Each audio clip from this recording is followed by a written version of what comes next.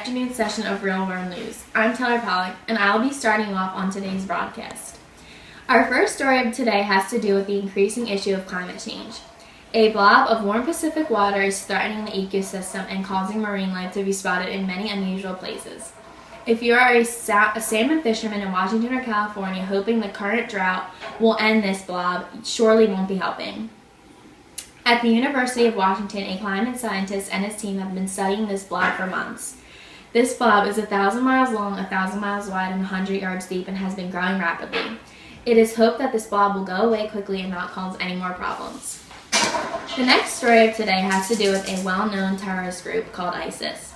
Lately, ISIS has been luring many Americans to join their ranks, and so far around 25 people have been arrested since January 2015. Out of this group, majority of the people are fairly young. Many people are wondering how ISIS has been able to lure so many people in such a short amount of time. A major part of their success has been media influence, such as videos demonstrating their ruthlessness and many other forms of social media. So, Western recruits living in Syria and Iraq have been reaching out to friends and family back in the United States trying to get them to join this movement. Just alone in Minnesota, 9 men have been charged as being part of an alleged cell recruit connected to one of the main powerful people running ISIS, Abdi Noor. Not only is America being affected by ISIS, but many different countries in Europe have been affected.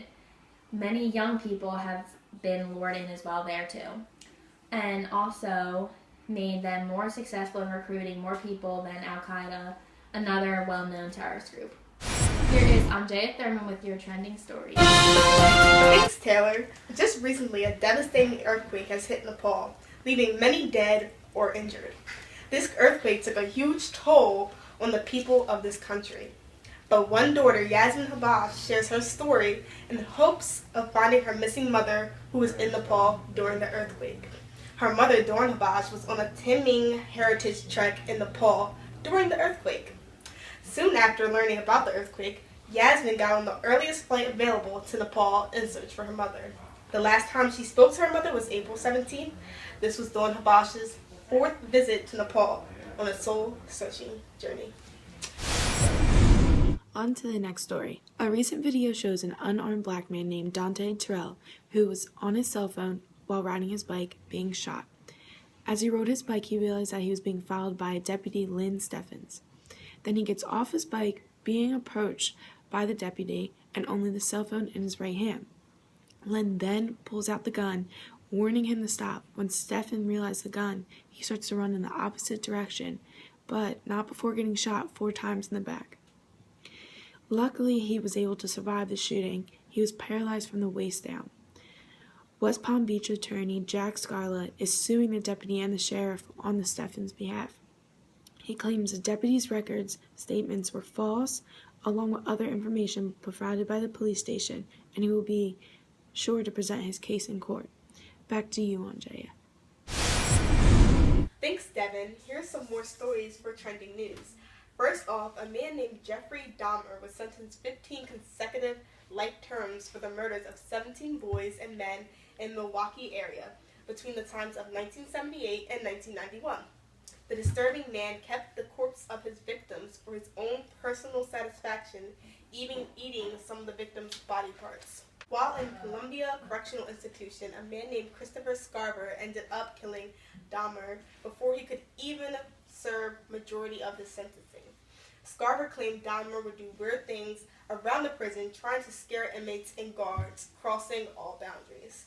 Scarver kept a newspaper going in detail of his crimes and decided to confront Dahmer about them because he was extremely disgusted. He then hit Dahmer in the head with a metal bar 2 times, killing him. Recently, Baltimore has been in an uproar over the injustice death of Freddie Gray. He died due to the police officers who failed to get him into medical attention that he needed while he was under arrest by police for supposedly having an illegal switchblade. Over the past few weeks of the city, Baltimore has been nothing but chaos, riots breaking out everywhere. Even though there has been many riots, some people in the community have been peaceful protesting to get their broken city back together. Police Commissioner Attorney Anthony Batts has recently spoken out on the situation, expressing how he feels that Baltimore police haven't been doing their part. Batts also acknowledged the mistakes a few officers had made during the time of riots. Despite all this happening right now, Batts says efforts are already being taken to help the city get back on their feet, such as programs for inner city kids that include free meals, extracurricular activities. Anthony Batts' last remarks: "It's going to be a long journey," he said. "This isn't going to be a short journey. You can see the distrust that's out there, and we have to find inroads to sit down with people to take care and to show empathy." Thanks, Devin. Many Americans were thrilled when gas prices took a dramatic drop, some places even going under $2 a gallon. But that didn't last long. As of now, prices are starting to climb their way back up. But what is the reason? Industry analysis Tripoli Lundberg says the higher crude oil prices are causing the run-up of gas prices. Places like Los Angeles have gas prices going at $3.30 a gallon. Other states even higher than this. Lundberg believes that the gas prices will go up a little, catching up with the increase of oil prices. The next story shows the bravery and determination of a local traffic officer who was able to stop two men with assault rifles, only using a pistol. The name of the officer has not been revealed, but what is known is that he was able to stop these two men outside of Curtis Crowell Center, where people were gathering for an event to do controversial cartoons of the Muslim prophet Muhammad. Even though the attack was still much of a surprise to many, authorities already had predicted that there would be trouble that weekend due to the controversy of this event. At this function, the presence of an important Dutch politician, Geert Wilders, was there. He is also the Al-Qaeda hit list for a short film called Fitna, was associates disturbing images of terrorist attacks with text from Quran. The new attackers of the event are Elton Simpkins and Nadir Souf. It is still a mystery on how the officer was able to take down both terrorists in a matter of seconds, but regardless, many people are thankful for his bravery. Here's the last story of our trending news segment. Did you know that a healthy diet can improve your memory? A new research study has shown that healthy diet could be linked to a lower risk of memory and thinking decline. A study published in the Journal of Neurology helps explain why healthy eating can overall improve your memory. The proper diet for improving memory consists of fruits, vegetables, nuts, fish, moderate alcohol, and minimal red meat. For about 5 years, researchers observed the eating habits of about 28,000 men and women across the country. Even though there are a few issues with this study, this can be very beneficial in the long run for scientists. Now on to our segment about PARCC testing. The PARCC stands for Partnership for Assessment of Readiness for College and Careers. It measures whether students are on track to be successful in college and in their careers.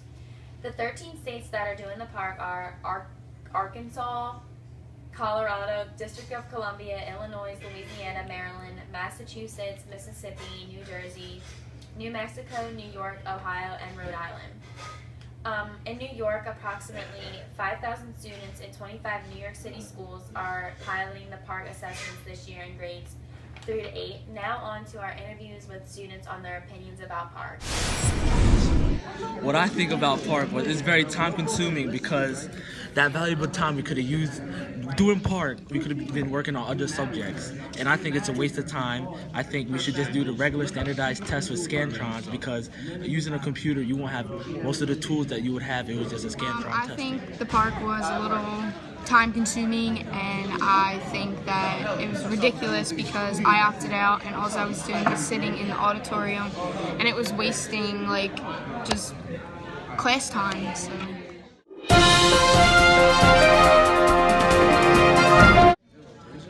No, because there's a lot of people opting out the test and there's so many complaints. Like parents don't want their kids taking this test, so I don't think it'd be a good idea for them to have this test next year.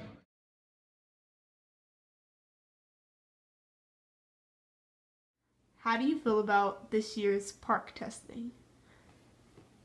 Well, I don't believe in any standardized testing to give a good depiction of where a student is academically. Some kids test well, some kids do not test well. You look at some of the great innovators in this society, some of them didn't do well in school from an academic standpoint, but they were very prevalent in research and developing certain things, i.e. Bill Gates, one of the creators of Google, Mark Zuckerberg. All of them dropped out of college, didn't complete their college education, but they did things to change the world with their research and development, Facebook, Microsoft, etc. There should be some testing just so you can see academically, but it shouldn't be the only standard that children are judged by. I think it's more corporate when you get standardized tests involved in it. The charter schools, etc., where money get allocated to. You know, this is doing well in one district, they'll get more money. If your school tests better, they get more funding, that sort of thing. But if you're really concerned about the children, there shouldn't be any standardized testing. You know, you should just educate. This concludes our afternoon session of Real World News. Tune in tomorrow at 4.